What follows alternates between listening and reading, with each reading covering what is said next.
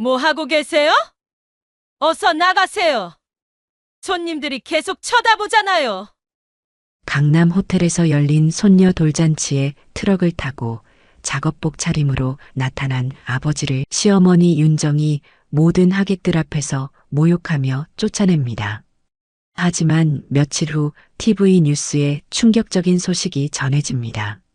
한빛그룹 김상철 회장이 오늘 오후 서울 중구소재 본사에서 창립 30주년 기념식을 가졌습니다. 화면에 나타난 정장 차림의 남자, 바로 그날 쫓겨난 지수의 아버지였습니다. 수천억 자산가인 아버지를 모욕한 시댁에게 어떤 일이 벌어질까요? 그리고 이 모든 상황 속에서 지수는 어떤 선택을 하게 될까요? 영상 시청 전 구독과 좋아요 눌러주세요. 영상을 제작하는데 큰 힘이 됩니다.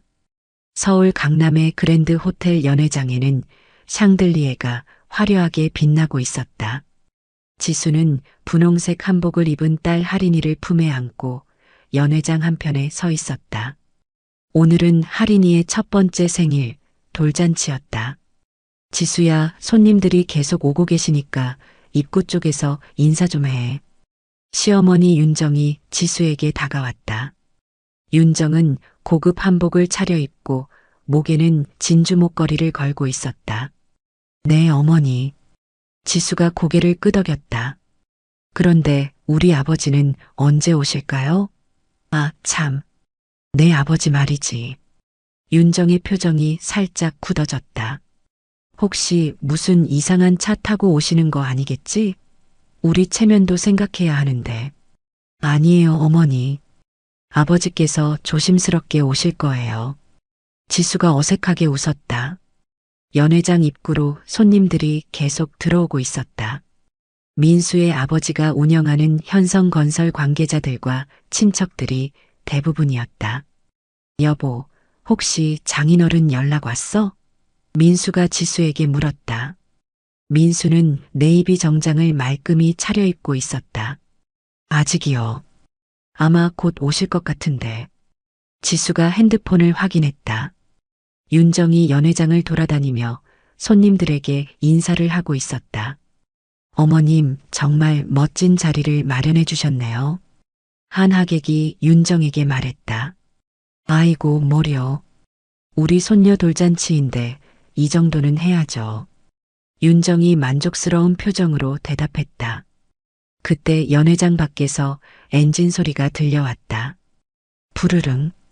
굉음이 호텔 로비까지 울려 퍼졌다. 지수의 얼굴이 순간 창백해졌다. 설마. 지수가 연회장 입구 쪽을 바라봤다. 잠시 후 연회장 문이 열리며 상철이 들어왔다. 상철은 회색 작업복을 입고 있었고 옷 여기저기에 흙이 묻어 있었다. 손에는 작은 선물 상자를 들고 있었다. 지수야. 상철이 딸을 보며 환하게 웃었다. 아버지. 지수가 작은 목소리로 불렀다. 연회장 안의 분위기가 순간 조용해졌다. 손님들이 상철을 쳐다보기 시작했다. 윤정의 얼굴이 점점 굳어졌다. 어머, 저분이 누구세요? 한 하객이 윤정에게 속삭였다. 윤정이 빠른 걸음으로 상철에게 다가갔다. 장인어른. 반갑습니다. 민수가 어색하게 인사했다. 그래, 사위야. 상철이 민수에게 고개를 끄덕였다. 아이고, 하린아. 할아버지가 왔다. 상철이 하린이에게 손을 내밀었다. 하린이가 상철을 보며 웃었다. 이게 무슨 모습이에요? 윤정이 상철에게 다가서며 목소리를 낮췄다. 오늘 우리 손녀 돌잔치인데 이런 차림으로 오시면 어떻게 해요? 미안해요. 농장 일 마치고 서둘러 왔는데. 상철이 당황스러운 표정을 지었다. 그래도 이런 자리에서는 좀 신경 써주셨어야죠. 윤정의 목소리가 점점 커졌다. 주변 손님들이 힐끗힐끗 쳐다보기 시작했다. 어머니, 괜찮아요. 지수가 윤정의 팔을 살짝 잡았다. 괜찮긴 뭐가 괜찮아? 체면이라는 게 있는 거 아니야? 윤정이 지수의 손을 뿌리쳤다. 아니, 트럭 타고 오시는 것도 모자라서 그 차림은 또 뭐예요? 윤정이 상철의 작업복을 위아래로 훑어봤다. 손님들이 뭐라고 생각하겠어요? 상철의 얼굴이 점점 굳어졌다. 죄송합니다. 상철이 고개를 숙였다. 죄송하다고 해서 될 일이에요? 이미 손님들이 다 봤는데. 윤정의 목소리가 더욱 날카로워졌다. 연회장 안의 대화 소리가 점점 작아졌다.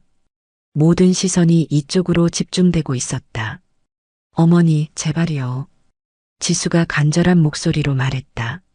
지수의 눈가에 눈물이 맺혔다. 뭐가 제발이야? 이런 식으로 우리 체면 깎아먹으려고 작정했나? 윤정이 상처를 노려봤다. 장인어른, 일단 옷부터 좀 갈아입으시죠. 민수가 끼어들었다. 호텔에 부탁해서 셔츠라도 하나 구해보겠습니다. 아니야, 민수야. 이미 늦었어. 윤정이 손을 저었다. 손님들이 이미 다 봤는데 뭘 갈아입어? 상철이 가만히 서서 윤정의 말을 듣고 있었다. 상철의 손에 들린 선물 상자가 미세하게 떨리고 있었다. 그러게 미리 말씀을 드렸어야죠. 오늘이 어떤 날인지. 윤정이 팔짱을 꼈다. 이런 고급 호텔에서 하는 행사에 그런 차림으로 오시면 안 되죠. 상철이 입술을 꽉 다물었다. 지수가 아버지의 모습을 보며 가슴이 아팠다. 아버지는 분명 서둘러 왔을 텐데. 농장 일을 마치고 바로 달려왔을 텐데. 뭐하고 계세요? 어서 나가세요. 윤정이 상철을 향해 손짓했다. 손님들이 계속 쳐다보잖아요. 어머니. 지수가 윤정의 팔을 잡았다. 그만하세요. 나 지금 이 상황이 안 보여? 윤정이 지수의 손을 거칠게 뿌리쳤다. 상철이 천천히 고개를 들었다. 그래. 미안하다. 상철이 조용히 말했다. 할인이한테 줄 선물이었는데. 상철이 선물 상자를 지수에게 건넸다. 지수가 떨리는 손으로 선물을 받았다. 아버지. 지수가 상철을 불렀지만 상철은 이미 돌아서고 있었다. 상철이 연회장을 나가며 뒤돌아보지 않았다. 연회장 밖에서 다시 트럭 엔진 소리가 들렸다. 부르릉. 소리가 점점 멀어져 갔다. 연회장 안이 잠시 조용해졌다가 다시 웅성거리기 시작했다.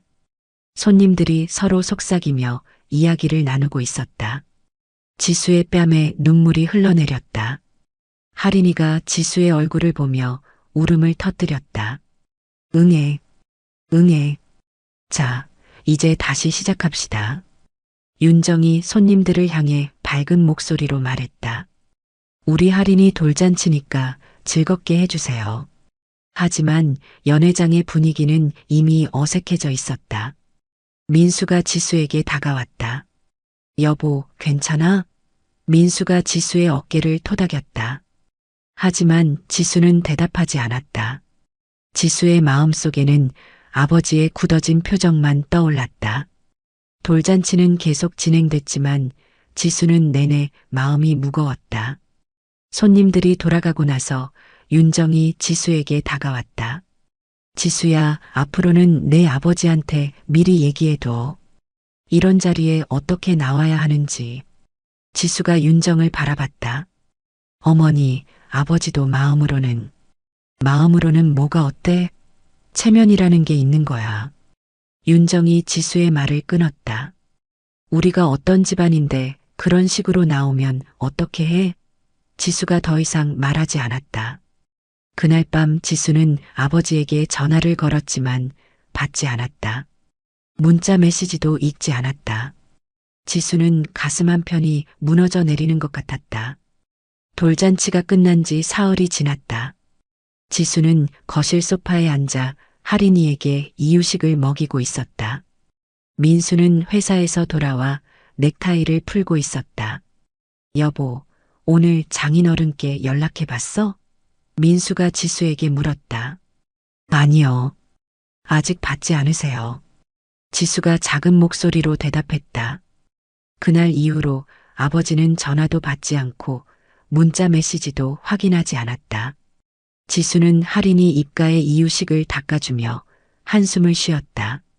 그때 거실 TV에서 저녁 뉴스가 시작됐다. 오늘의 주요 뉴스를 전해드리겠습니다. 아나운서가 단정한 목소리로 말했다. 지수가 리모컨을 들어 채널을 돌리려는 순간이었다. 한빛그룹 김상철 회장이 오늘 오후 서울 중구소재 본사에서 창립 30주년 기념식을 가졌습니다. 아나운서의 목소리가 들려왔다. 지수의 손이 멈췄다. 김상철? 지수가 TV 화면을 바라봤다. 화면에는 검은색 정장을 차려입은 남자가 나왔다. 지수의 눈이 커졌다. 아버지? 지수가 작은 목소리로 중얼거렸다. 한빛그룹은 건설업과 제조업을 중심으로 한 대기업으로 현재 자산 규모가 2조 원에 달하는 것으로 알려져 있습니다. 뉴스가 계속 이어졌다. 지수가 리모컨을 바닥에 떨어뜨렸다. 딸각. 할인이가 깜짝 놀라 울음을 터뜨렸다. 응애. 여보, 왜 그래? 민수가 지수를 바라봤다. 저 사람. 지수가 떨리는 목소리로 말했다. 저 사람이 우리 아버지예요. 뭐? 민수가 TV 화면을 바라봤다. 화면에서는 상철이 정부 관계자로부터 산업포장을 받고 있었다. 김상철 회장은 지역 경제 활성화와 일자리 창출에 기여한 공로를 인정받아 오늘 산업포장을 수여받았습니다. 아나운서가 설명했다. 이럴 수가. 민수가 소파에 주저앉았다. 장인어른이 대기업 회장이시라고? 그럴 리가 없어.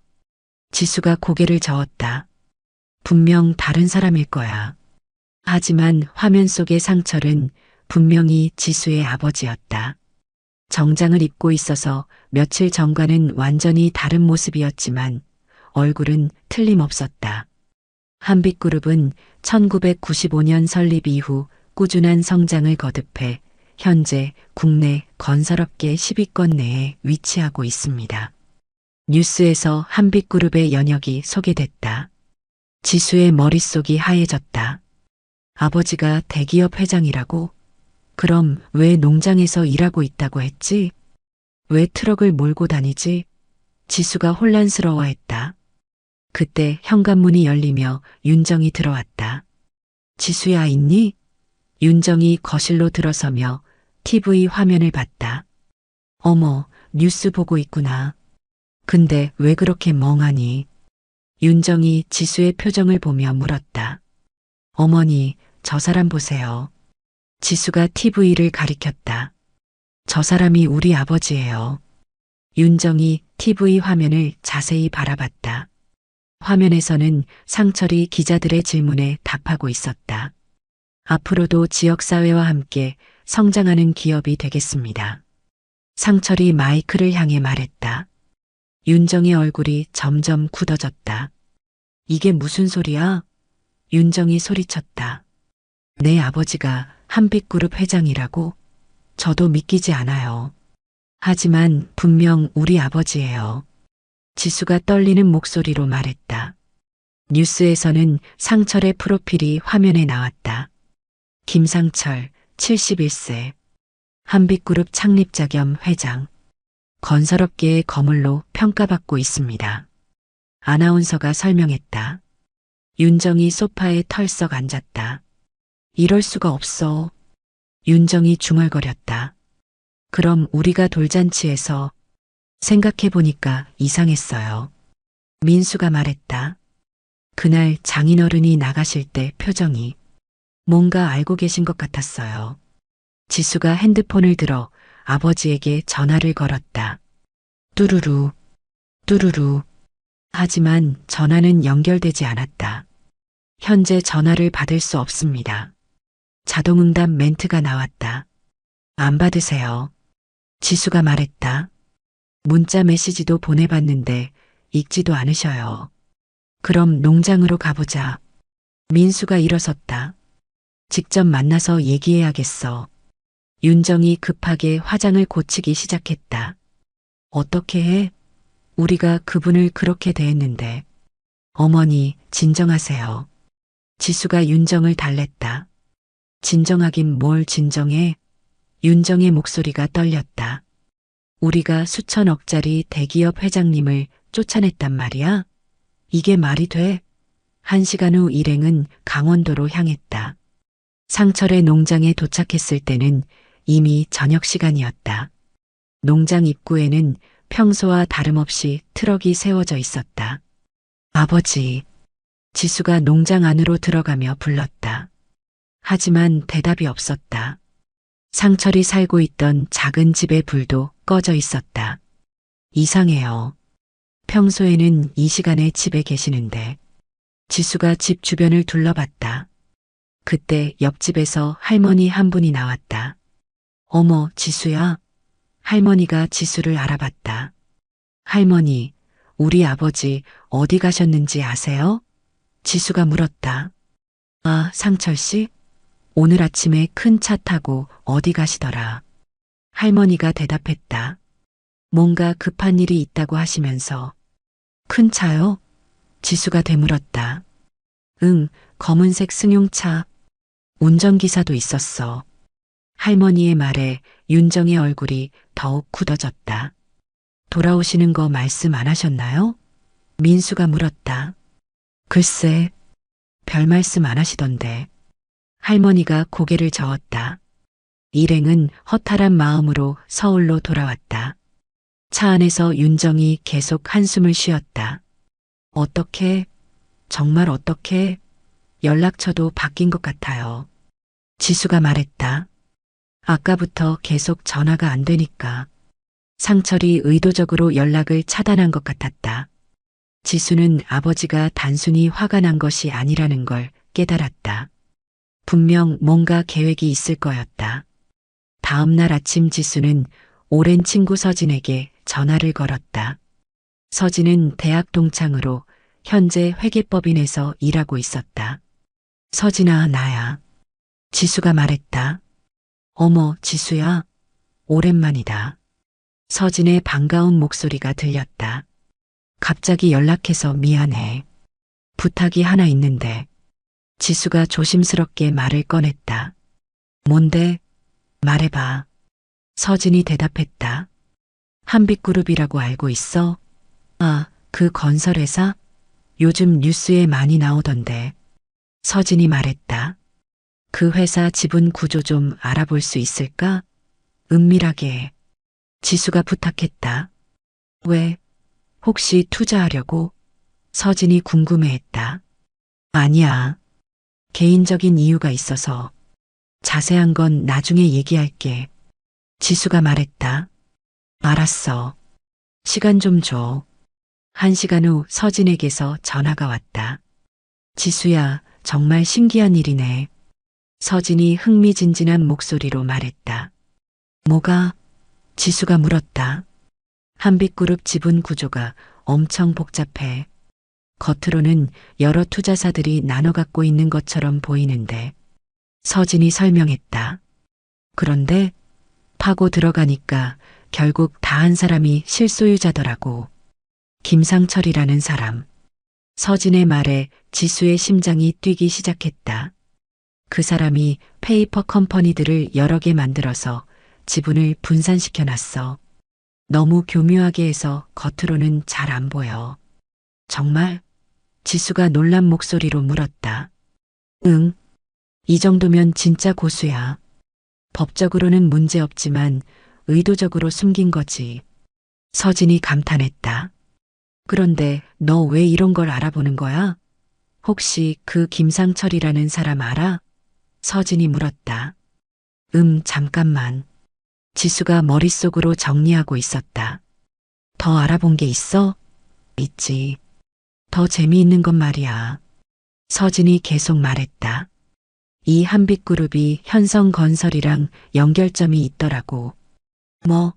지수가 깜짝 놀랐다. 현성건설 주요 협력사 중에 한빛그룹 계열사들이 몇 개 있어.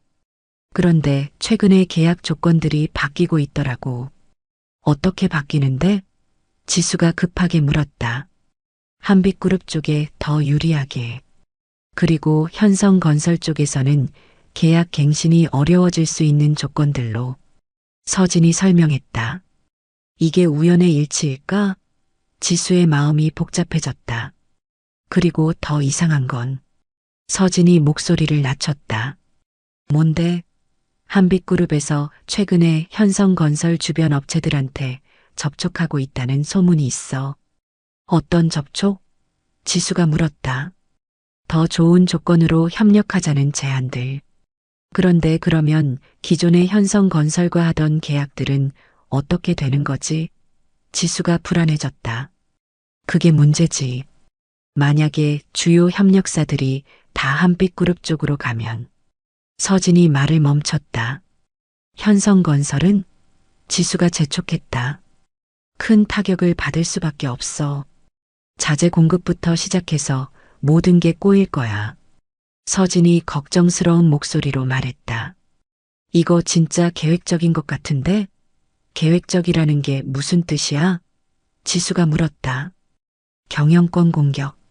서진이 단호하게 말했다. 한빛그룹이 현성건설을 흔들려고 하는 것 같아. 지수의 얼굴이 창백해졌다. 그럴 리가 없어. 아니야, 진짜 그럴 수도 있어. 서진이 말했다. 요즘 이런 식으로 공격하는 경우가 많거든. 겉으로는 정당한 사업 활동인 것처럼 보이지만 실제로는 상대방을 압박하는 거지. 그럼 현성건설은 어떻게 돼? 지수가 떨리는 목소리로 물었다. 주요 협력사들이 빠지면 공사 진행이 어려워져. 그러면 매출도 떨어지고 주가도 떨어지겠지. 서진이 설명했다. 그 다음에는 경영권 변동이 생길 수 있어. 최악의 경우에는 인수합병까지. 서진의 말에 지수는 충격을 받았다. 설마 아버지가 그런 일을 계획하고 있는 건 아니겠지? 지수가 생각했다. 하지만 돌잔치에서 있었던 일을 생각하면 충분히 가능했다. 지수야, 너 혹시 현성건설과 관련이 있어? 서진이 걱정스럽게 물었다. 남편이 현성건설에 다녀. 지수가 작은 목소리로 대답했다. 어머, 그럼 이거 완전 너희 일이네? 서진이 놀랐다. 빨리 대비해야겠어. 이런 공격은 한번 시작되면 멈추기 어려워. 그럼 어떻게 해야 해? 지수가 물었다. 일단 현성건설 쪽에서 주요 협력사들과 관계를 더 단단히 해야 해. 계약 조건도 재검토하고. 서진이 조언했다. 그리고 한빛그룹의 움직임을 계속 주시해야 하고. 혹시 더 구체적인 정보를 알 수 있을까? 지수가 물었다.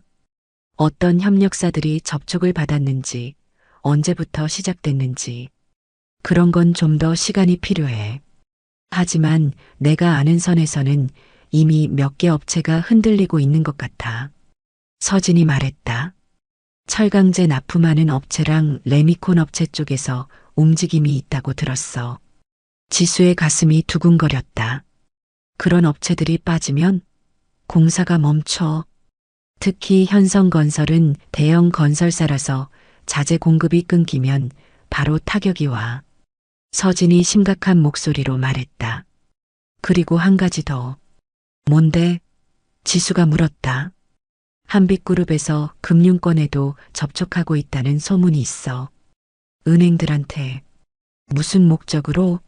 현성건설의 대출 조건을 어렵게 만들려는 것 같아. 대출 만기 연장을 거절한다든지 금리를 올린다든지. 서진의 말에 지수는 더욱 불안해졌다. 이거 정말 체계적으로 계획된 공격이네.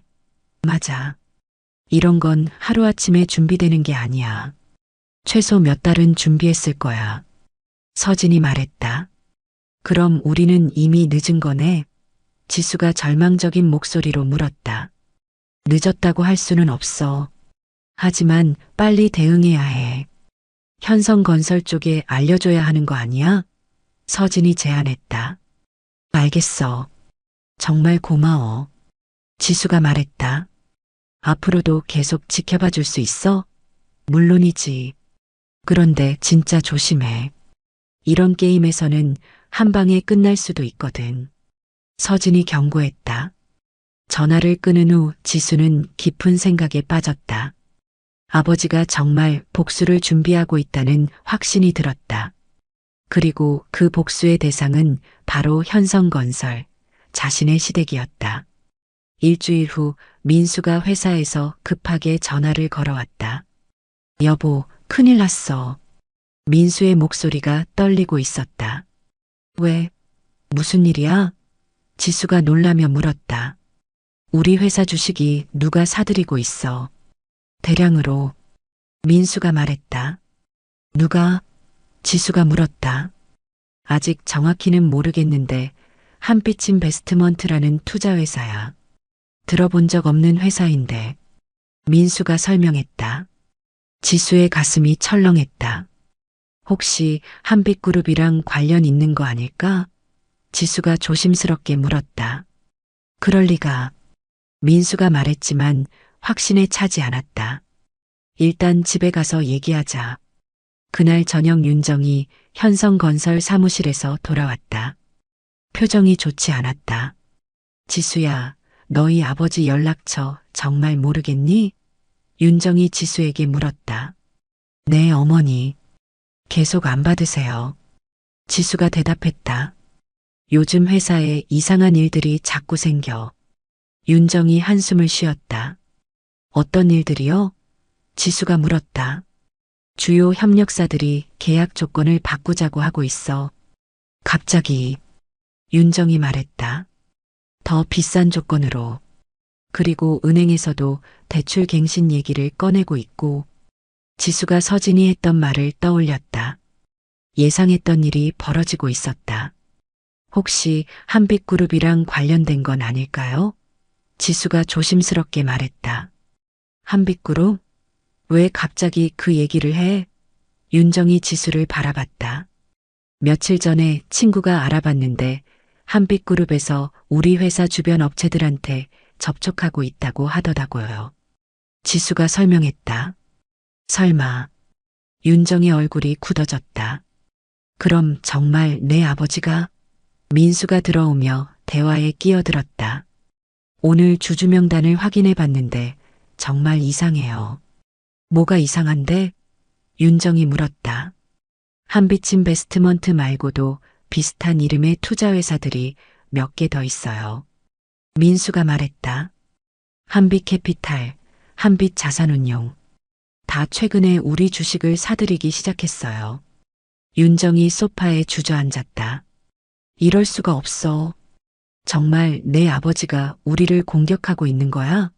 일주일 후 현성건설 주주총회가 열렸다. 지수는 몰래 참관인으로 등록해서 회의장에 들어갔다. 평소보다 참석자가 많았다. 낯선 얼굴들이 대부분이었다.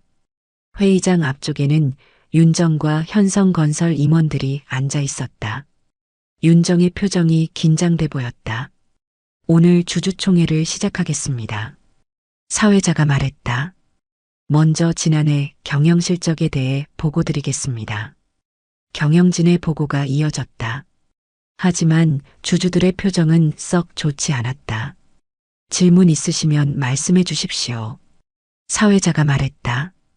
그때 뒤쪽에서 한 남성이 일어났다. 최근 주요 협력사들과의 계약에 문제가 있다고 들었는데요. 남성이 날카로운 목소리로 물었다. 그런 문제는 없습니다. 윤정이 대답했다. 정말요? 제가 아는 바로는 철강제, 납품업체와 레미콘 업체에서 계약 해지를 통보했다고 하던데요. 남성이 계속 추궁했다. 회의장이 웅성거리기 시작했다. 그런 얘기는 처음 듣는데요. 다른 주주가 말했다. 혹시 회사가 우리한테 숨기고 있는 게 있는 건 아니에요? 윤정의 얼굴이 점점 굳어졌다. 그런 일은 없습니다. 일시적인 협상 과정일 뿐입니다. 윤정이 변명했다. 그때 회의장 문이 열리며 정장을 입은 상철이 들어왔다. 상철 뒤로는 비서 2명이 따라왔다. 회의장이 순간 조용해졌다. 지수의 심장이 빠르게 뛰기 시작했다. 아버지. 지수가 작은 목소리로 중얼거렸다. 상철이 회의장을 둘러본 후 맨 앞줄로 걸어갔다. 윤정이 상철을 보며 얼굴이 창백해졌다. 어머, 김상철 회장님? 한 주주가 상철을 알아봤다. 그분이 왜 여기에? 다른 주주가 속삭였다. 상철이 비서에게서 서류를 받아 사회자에게 건넸다. 주주명부 제출입니다. 상철이 조용히 말했다. 사회자가 서류를 받아보며 눈이 커졌다. 한빛그룹 김상철 회장님께서 현성건설 지분 47%를 보유하고 계시네요. 사회자가 발표했다. 회의장이 술렁이기 시작했다. 47%요? 어떻게 그렇게 많이? 주주들이 놀라며 이야기했다. 윤정이 상철을 바라보며 입을 벌렸다. 상철이 윤정과 눈을 마주쳤다. 잠시 침묵이 흘렀다. 그리고 상철이 고개를 끄덕이며 회의장을 나갔다. 비서들이 뒤따라 나갔다. 회의장이 다시 웅성거렸다. 이제 경영권이 바뀌는 건가요? 주주 한 명이 물었다. 47%면 최대 주주네요. 다른 주주가 말했다. 윤정이 당황한 표정으로 앉아 있었다. 사회자가 회의 진행을 계속하려 했지만 분위기는 이미 어수선해져 있었다. 지수는 아버지가 나간 문을 바라보며 복잡한 심정이었다. 정말 아버지가 시댁을 공격하고 있었다. 그리고 이제 그 공격이 본격적으로 시작된 것 같았다. 주주총회가 끝난 후 지수는 급하게 집으로 돌아갔다. 윤정과 민수는 이미 집에 와 있었다. 둘 다 충격에 빠진 표정이었다. 정말 장인어른이 우리를 공격하고 계신 거였어. 민수가 중얼거렸다. 47%라니. 어떻게 그렇게 많은 주식을 샀지? 윤정이 믿을 수 없다는 듯 말했다. 이제 어떻게 하죠? 지수가 물었다. 모르겠어. 정말 모르겠어. 윤정이 고개를 저었다. 주주총회가 끝난 지 사흘 후부터 현성건설의 재앙이 시작됐다. 아침 일찍 민수에게 회사에서 전화가 왔다. 민수 씨, 큰일 났어요. 격리부장의 다급한 목소리였다. 뭔 일이에요? 민수가 물었다. 대한철강에서 계약 파기 통보가 왔어요. 일방적으로요. 뭐라고요? 민수가 놀랐다. 이유도 없이요? 다른 업체와 더 좋은 조건으로 계약했다고 하네요. 아마 한빛그룹 계열사인 것 같아요. 격리부장이 설명했다. 민수의 얼굴이 창백해졌다. 대한철강은 현성건설의 주요 철강제 공급업체였다. 거기서 자재가 끊기면 진행 중인 공사 절반이 멈춰야 했다. 그것만이 아니었다. 점심시간에 또 다른 전화가 왔다. 동양 레미콘에서도 계약 해지 통보를 보냈어요. 현장 팀장이 말했다. 레미콘까지? 민수가 한숨을 쉬었다. 이렇게 되면 아파트 건설 현장은 완전히 멈춰야 해요. 팀장이 걱정스러운 목소리로 말했다. 대체 업체를 찾아봐요. 민수가 지시했다. 하지만 마음속으로는 불가능하다는 걸 알고 있었다. 한빛그룹이 워낙 큰 회사라 다른 업체들도 쉽게 계약하지 않을 것이었다. 오후에는 더 충격적인 소식이 들려왔다. 한국은행에서 대출 만기 연장을 거절했다는 것이었다. 거절 이유가 뭐예요? 민수가 은행 담당자에게 물었다. 회사의 신용도가 하락했다고 판단됩니다. 담당자가 딱딱한 목소리로 대답했다. 신용도 하락이요? 우리가 뭘 잘못했다고요? 최근 주요 협력사들과의 계약 상황을 보면 리스크가 높아졌다고 봅니다. 담당자의 말에 민수는 할 말을 잃었다. 그럼 대출금을 언제까지 상환해야 하는 거예요? 다음 달 말까지입니다. 담당자가 말했다. 200억 원을 한 달 안에 구하라는 것이었다. 민수가 집에 돌아와 윤정에게 상황을 설명했다. 윤정의 얼굴이 점점 굳어졌다.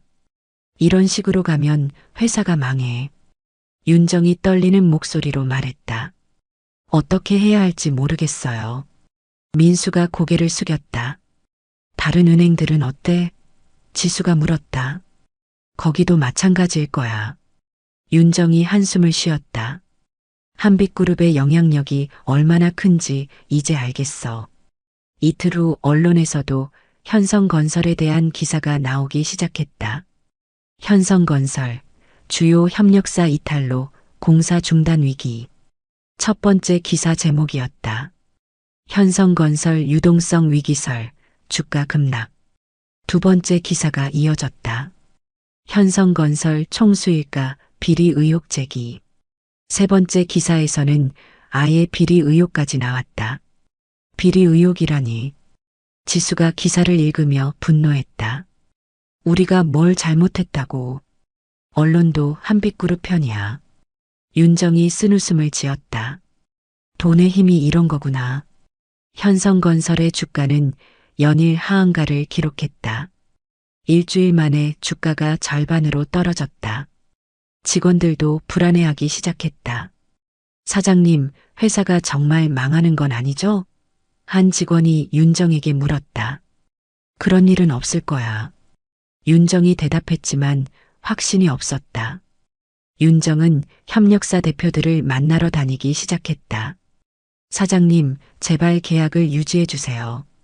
윤정이 대한철강 사장에게 애원했다. 윤정 씨, 미안합니다. 하지만 이미 다른 곳과 계약했어요. 대한철강 사장이 미안한 표정으로 말했다.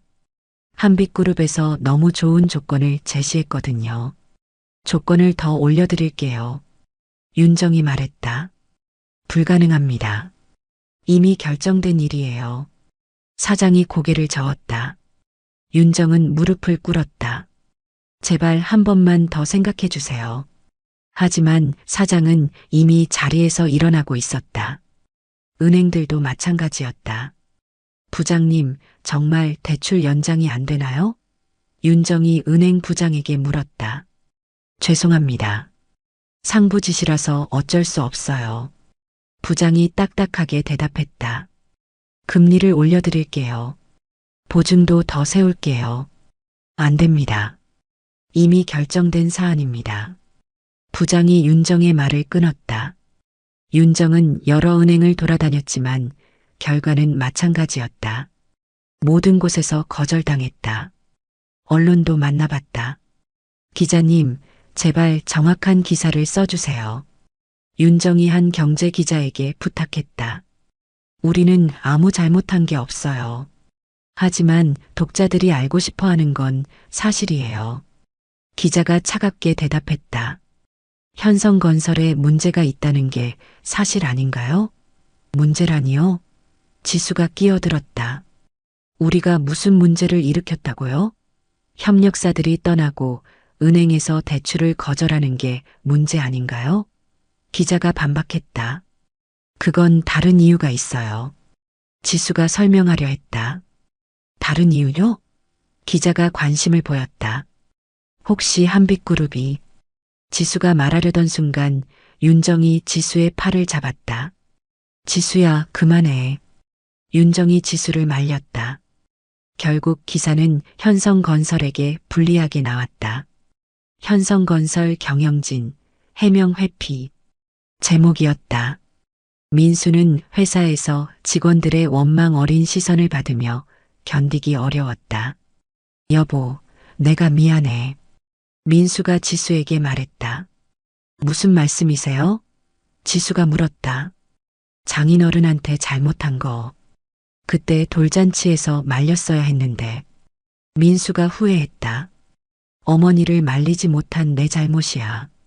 이제 와서 그런 얘기 해봤자 소용없어요. 지수가 말했다. 하지만 정말 미안해. 민수의 목소리가 떨렸다. 한 달이 지나자 현성건설은 완전히 위기에 몰렸다. 공사 현장은 대부분 중단됐고 직원들은 사표를 내기 시작했다. 윤정은 여러 곳을 뛰어다녔지만 소용없었다. 모든 곳에서 거절당했다.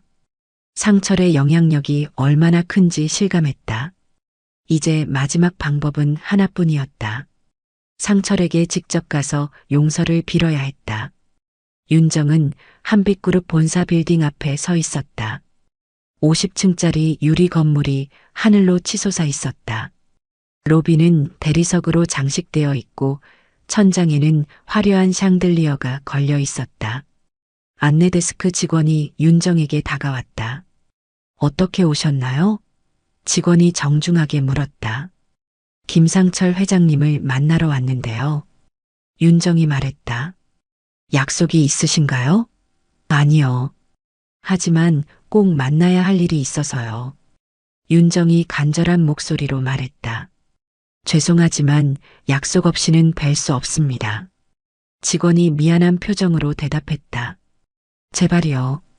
정말 중요한 일이에요. 윤정이 애원했다. 하지만 직원은 고개를 저었다. 윤정은 로비 한편 소파에 앉아 기다리기 시작했다. 오전 9시부터 앉아서 기다렸다.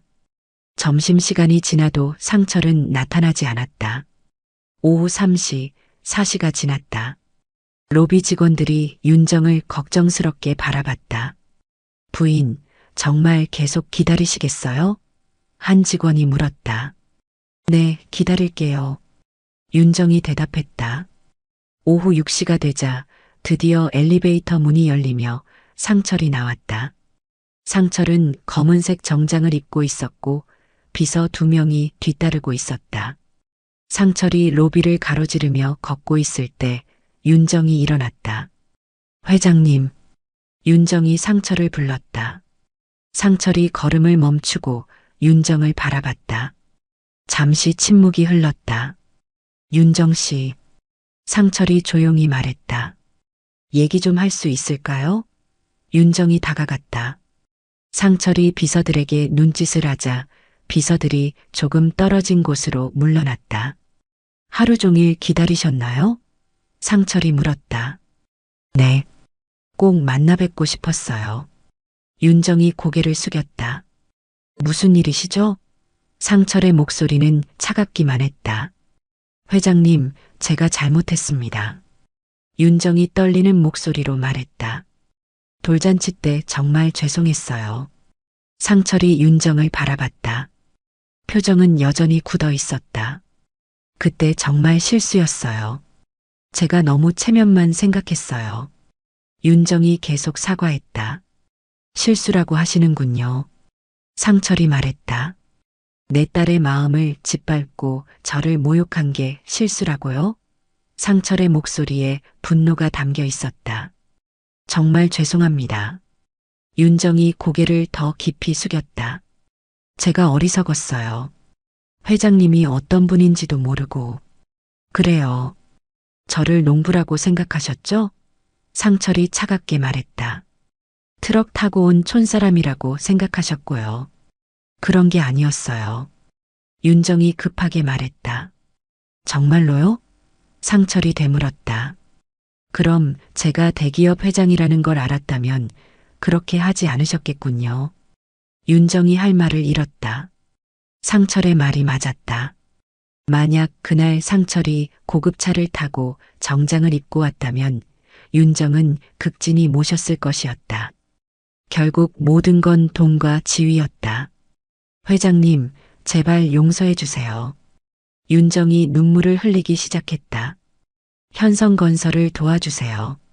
직원들이 모두 길거리에 나앉게 생겼어요. 상철이 가만히 윤정을 바라봤다. 저는 이미 현성건설 지분 47%를 확보했습니다. 상철이 조용히 말했다. 윤정의 얼굴이 더욱 창백해졌다. 사실상 경영권을 가져간 거죠. 내일 이사회에서 새로운 대표이사를 선임할 예정입니다. 상철이 계속 말했다. 그럼 저희는? 윤정이 떨리는 목소리로 물었다. 물러나셔야죠. 상철이 단호하게 말했다. 그리고 돌아서려 했다. 회장님, 제발이요. 윤정이 상철의 팔을 잡았다. 제가 무릎 꿇을게요. 윤정이 정말로 무릎을 꿇기 시작했다. 다른 사람들이 지켜보는 로비에서 무릎을 꿇었다. 제발 한 번만 기회를 주세요. 윤정이 울면서 애원했다. 상철이 윤정을 내려다봤다. 표정에 변화가 없었다. 늦었습니다. 상철이 말하고 엘리베이터 쪽으로 걸어갔다. 다음 날 오전 현성건설 이사회가 열렸다. 회의실에는 기존 이사들과 새로운 이사들이 섞여 앉아 있었다. 새로운 이사들은 모두 한빛그룹에서 파견된 사람들이었다. 상철이 회의실에 들어오자 모든 사람이 일어났다. 오늘 새로운 대표이사를 선임하겠습니다. 상철이 회의를 시작했다. 윤정과 민수는 구석에 앉아 초라한 모습이었다.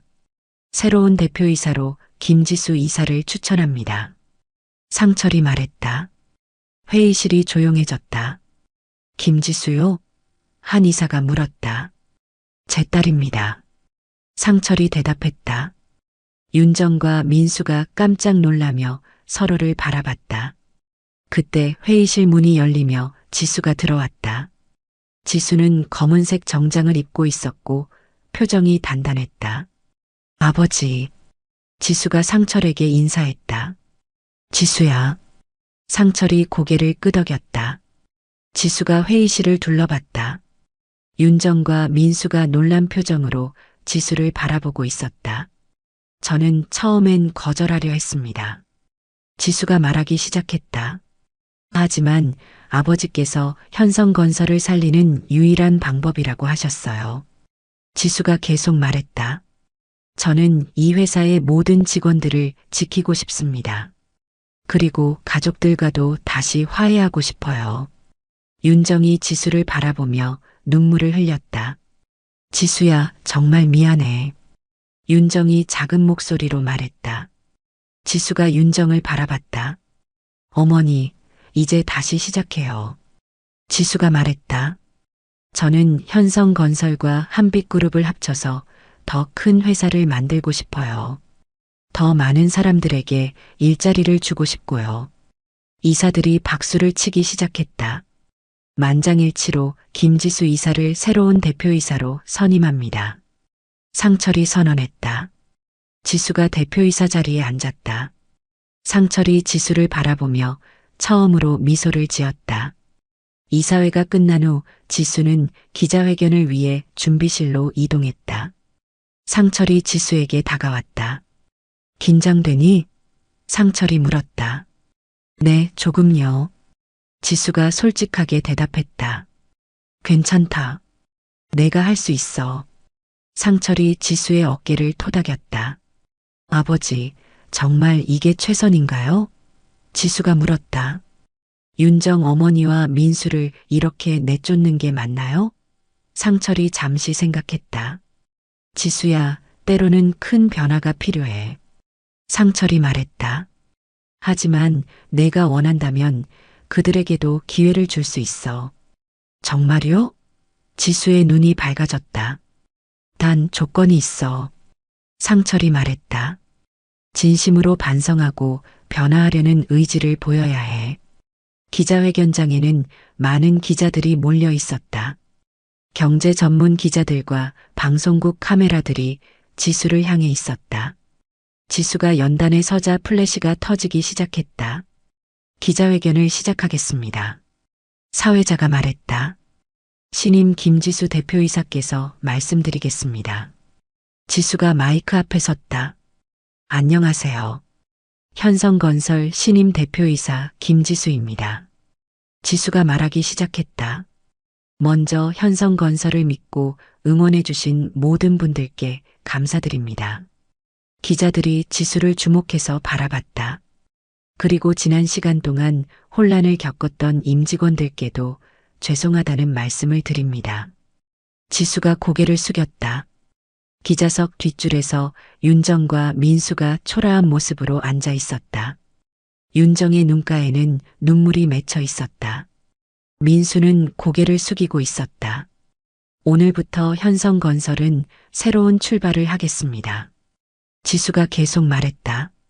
한빛그룹과의 합병을 통해 더 큰 꿈을 키워나가겠어요.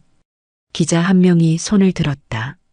대표님, 이번 경영권 변화가 복수 때문이라는 얘기가 있는데요. 기자가 날카롭게 물었다. 지수가 잠시 멈췄다. 복수라는 단어가 적절하지 않다고 생각해요. 지수가 조심스럽게 대답했다.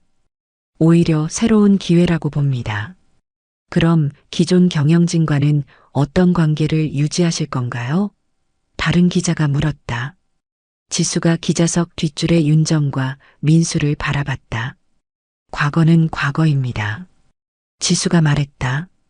저는 모든 걸 용서하고 싶어요. 그리고 함께 새로운 미래를 만들어가고 싶습니다. 윤정이 지수의 말을 듣고 눈물을 흘렸다. 민수도 고개를 들어 지수를 바라봤다. 구체적으로 어떤 계획이 있으신가요? 기자가 이어서 물었다. 현성건설과 한빛그룹을 합병해서 종합건설기업으로 성장시킬 계획입니다. 지수가 자신 있게 말했다. 그를 통해 지금보다 2배 많은 일자리를 만들어내겠어요. 기자들이 받아 적기 시작했다. 그리고 지역사회와 함께 성장하는 기업이 되겠습니다. 지수가 계속 말했다. 이익만을 추구하는 것이 아니라 사회적 책임을 다하는 기업으로요. 훌륭한 계획이네요. 한 기자가 감탄했다. 마지막으로 하고 싶은 말씀이 있으신가요? 사회자가 물었다. 지수가 다시 한번 기자석을 둘러봤다. 저는 이 자리가 끝이 아니라 시작이라고 생각해요. 지수가 말했다. 모든 분들과 함께 더 나은 내일을 만들어 가겠습니다. 기자회견이 끝나고 기자들이 하나둘 자리를 떠나기 시작했다. 윤정과 민수는 여전히 자리에 앉아 있었다. 지수가 그들에게 다가갔다. 어머니, 민수 씨. 지수가 불렀다. 윤정과 민수가 고개를 들었다. 지수야, 정말 미안해. 민수가 먼저 말했다. 내가 너무 무능했어. 장인어른한테도 잘못했고 너한테도 잘못했어. 민수의 목소리가 떨렸다. 돌잔치 때 어머니를 말렸어야 했는데 정말 후회하고 있어. 민수가 눈물을 흘리기 시작했다. 지수가 민수를 바라봤다. 민수 씨, 정말 반성하고 있는 거죠? 지수가 물었다. 그래, 정말이야. 민수가 고개를 끄덕였다. 앞으로는 절대 그런 일 없을 거야. 그럼 저와 함께 일해주세요. 지수가 제안했다. 단 조건이 있어요. 무슨 조건이든 들을게. 민수가 간절하게 말했다. 앞으로는 진짜 가족처럼 지내는 거예요. 서로 존중하고 배려하면서요. 지수가 말했다. 약속해. 민수가 지수의 손을 잡았다. 정말 고마워. 윤정도 지수에게 다가왔다. 지수야, 나도 정말 미안해. 윤정이 말했다. 내가 너무 어리석었어. 내 아버지께 정말 죄송한 일을 했어. 어머니도 반성하고 계시죠? 지수가 물었다. 그럼 정말 후회하고 있어. 윤정이 고개를 끄덕였다. 앞으로는 사람을 겉모습으로 판단하지 않을 거야. 그럼 저희 모두 새로운 마음으로 시작해요. 지수가 웃으며 말했다. 한편에서 상철이 이들의 모습을 지켜보고 있었다. 상철의 얼굴에 만족스러운 미소가 떠올랐다. 딸이 어른스럽게 모든 걸 처리하는 모습이 자랑스러웠다. 상철이 조용히 회의장을 나가려 할 때 지수가 불렀다. 아버지. 상철이 뒤를 돌아봤다. 정말 고맙습니다. 지수가 말했다. 저에게 이런 기회를 주셔서요. 내가 잘할 거라고 믿어. 상철이 대답했다. 이제 진짜 시작이야. 상철이 문을 향해 걸어가며 뒤돌아보지 않았다. 하지만 그의 어깨가 한결 가벼워 보였다. 복수는 끝났고 이제 새로운 시작이었다. 한 달 후 지수는 한빛그룹과 현성건설의 통합 경영을 본격적으로 시작했다. 새로운 사무실에서 지수는 임직원들과 첫 번째 회의를 진행하고 있었다. 앞으로 우리는 한빛현성그룹이라는 이름으로 새 출발합니다. 지수가 회의실에 모인 사람들에게 말했다. 기존 현성건설 직원들과 한빛그룹에서 온 직원들이 함께 앉아 있었다. 윤정과 민수도 그 자리에 있었다. 윤정은 이제 고문 역할을 맡았고 민수는 현장 관리 담당 이사가 되었다. 우리의 목표는 단순합니다. 지수가 계속 말했다. 더 많은 사람들에게 좋은 일자리를 제공하고 지역사회와 함께 성장하는 것입니다. 임직원들이 고개를 끄덕였다. 분위기가 한결 밝아져 있었다. 대표님, 첫 번째 프로젝트는 무엇인가요? 한 임원이 물었다. 부산의 새로운 주상복합 건물을 짓는 것입니다. 지수가 대답했다. 이번에는 주민들의 의견을 충분히 듣고 진행할 예정이에요. 회의가 끝난 후 지수는 개인 사무실로 돌아왔다. 책상 위에는 많은 서류들이 쌓여 있었다. 지수가 서류를 정리하고 있을 때 비서가 들어왔다. 대표님, 김상철 회장님께서 오셨습니다. 비서가 말했다. 아버지가요? 지수가 놀랐다. 아버지는 요즘 농장에서 지내고 있었다. 잠시 후 상철이 사무실에 들어왔다. 상철은 평상복을 입고 있었고 손에는 작은 상자를 들고 있었다. 아버지, 어떻게 오셨어요? 지수가 일어나며 인사했다. 너한테 줄 게 있어서. 상철이 상자를 지수에게 건넸다. 이게 뭐예요? 지수가 상자를 받으며 물었다. 열어봐. 상철이 말했다. 지수가 상자를 열어보니 작은 열쇠가 들어 있었다. 이 열쇠는 비밀금고 열쇠야. 상철이 설명했다. 농장집 지하에 있어. 지하에 금고가 있어요? 지수가 놀랐다. 응. 오래전부터 있었어. 상철이 고개를 끄덕였다. 거기에 내가 알아야 할 것들이 있어. 무엇들이요? 지수가 궁금해했다. 직접 가서 확인해봐. 상철이 말했다. 그리고 혼자 가는 게 좋을 것 같아. 그날 저녁 지수는 강원도 농장으로 향했다. 상철의 집에 도착했을 때는 이미 어둠이 내려앉아 있었다. 상철이 지수를 맞이했다. 왔구나. 상철이 말했다. 금고는 어디에 있어요? 지수가 물었다. 이쪽으로 와. 상철이 집 안쪽으로 안내했다. 부엌 한편에 작은 문이 있었다. 평소에는 창고인 줄 알았는데 실제로는 지하로 내려가는 계단이었다. 상철이 전등을 켜자 좁은 계단이 나타났다. 조심해서 내려가. 상철이 말했다. 지수가 계단을 따라 내려가니 작은 지하실이 나왔다. 한쪽 벽에는 작은 금고가 설치되어 있었다. 지수가 열쇠를 꽂아 금고를 열었다. 금고 안에는 오래된 일기장 하나와 몇 장의 사진이 들어 있었다. 일기장 표지에는 후계자에게라고 쓰여 있었다. 지수가 일기장을 펼쳤다. 첫 페이지에는 상철의 글씨로 이렇게 적혀 있었다. 지수야, 내가 이 글을 읽고 있다면 이제 진짜 어른이 된 거구나. 아버지가 숨겨왔던 이야기를 들려주고 싶어. 지수가 다음 페이지를 넘겼다. 1995년 내가 사업을 시작할 무렵의 일이야. 그때 나는 미국에서 잠시 일한 적이 있었어. 거기서 한 여자를 만났고 아들을 하나 낳았지. 지수의 눈이 커졌다. 아들이라고? 지수가 중얼거렸다. 일기장을 계속 읽어나갔다. 하지만 그 아이의 어머니와는 헤어질 수밖에 없었어. 서로 다른 나라에서 살아야 했거든. 그 아이의 이름은 데이비드 김이야. 내 이복 오빠가 되는 셈이지. 지수가 사진들을 확인해 봤다. 한 장은 젊은 상철이 서양 여자와 함께 찍은 사진이었다. 다른 한 장은 어린아이를 안고 있는 사진이었다. 아이는 동양인과 서양인의 혼혈로 보였다. 마지막으로 연락한 게 15년 전이었어. 그때 그 아이는 로스앤젤레스에서 건축가로 일하고 있었어. 이제 30대 중반이 됐을 거야. 지수가 일기장의 마지막 페이지를 읽었다. 지수야, 언젠가 시간이 되면 내 오빠를 찾아줘. 그리고 우리가 진짜 가족이 될 수 있도록 도와줘. 그게 아버지의 마지막 소원이야. 지수가 일기장을 덮고 깊은 생각에 빠졌다. 이복 오빠가 있다니. 그것도 미국에서 건축가로 일하고 있다니.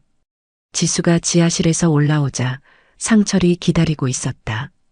다 읽었니? 상철이 물었다. 네. 지수가 고개를 끄덕였다. 아버지, 정말 형이 있어요? 응. 내 오빠가 있어. 상철이 확신에 찬 목소리로 말했다. 왜 지금까지 말씀 안 하셨어요? 때가 되지 않았다고 생각했어. 상철이 대답했다. 하지만 이제 내가 회사를 맡았으니 알아야 할 때가 된 것 같아. 그럼 저희가 형을 찾아야 하는 건가요? 지수가 물었다. 그건 내가 결정해. 상철이 말했다. 하지만 아버지는 그러고 싶어? 지수가 잠시 생각했다. 알겠어요. 찾아볼게요. 지수가 말했다. 언젠가 우리 모두 진짜 가족이 될 수 있도록요. 상철이 지수를 바라보며 미소를 지었다. 고마워. 상철이 말했다. 내가 있어서 아버지는 든든해. 다음 날 지수는 서울로 돌아와서 미국에 있는 이복 오빠를 찾기 위한 준비를 시작했다. 전문 탐정 회사에 의뢰하기로 했다. 데이비드 김이라는 이름과 건축가라는 직업, 그리고 로스앤젤레스라는 단서만으로도 충분히 찾을 수 있을 것 같았다. 며칠 후 상철은 다시 농장으로 돌아갔다. 낡은 트럭을 몰고 농장길을 달리면서 상철은 마음이 편해졌다. 모든 복수는 끝났고 딸은 훌륭하게 성장했고 이제 흩어진 가족들도 다시 모일 수 있을 것 같았다. 트럭이 농장 입구에 도착했을 때 상철은 뒤를 돌아봤다. 멀리 서울 방향을 바라보며 생각했다. 진정한 품격은 겉모습이 아닌 마음에서 비롯된다. 그리고 이제 모든 게 새로운 시작이었다. 오늘 이야기가 좋으셨다면 구독과 댓글, 알람 설정 잊지 마시고 소중한 댓글 하나가 정말 큰 힘이 됩니다. 시청해 주셔서 진심으로 감사드립니다.